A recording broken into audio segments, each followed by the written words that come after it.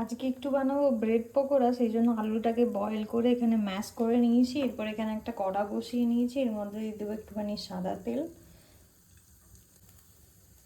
এরপর দিয়ে দেবো রসুন কুচনো কুচনো রসুন কুচনো রসুনের পরে এর মধ্যে দিয়ে দিলাম কুচনো আদা।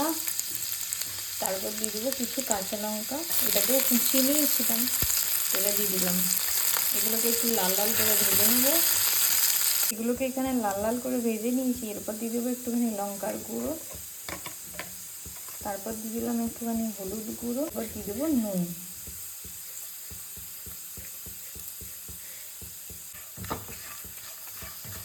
এরপর এর মধ্যে দিয়ে দেবো ম্যাশ করে রাখা আলু,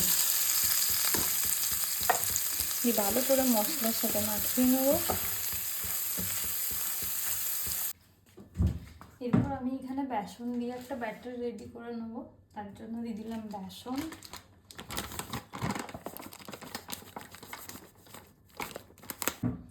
আর একটুখানি দিলাম চালের গুঁড়ো, মধ্যে দিয়ে দিলাম নুন।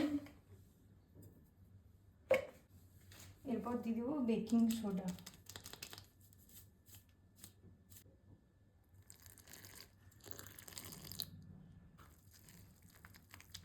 এখানে আমার ব্যাটার পুরো রেডি, এরকম পাতলা একটু রেখেছি।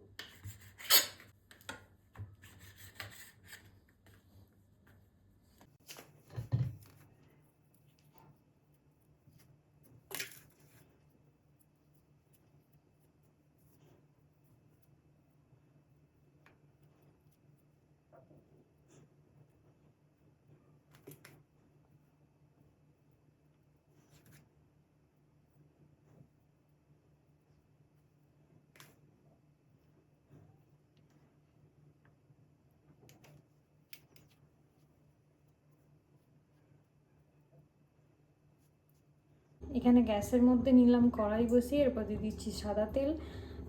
ব্রেড পকোড়াগুলোকে ভাজ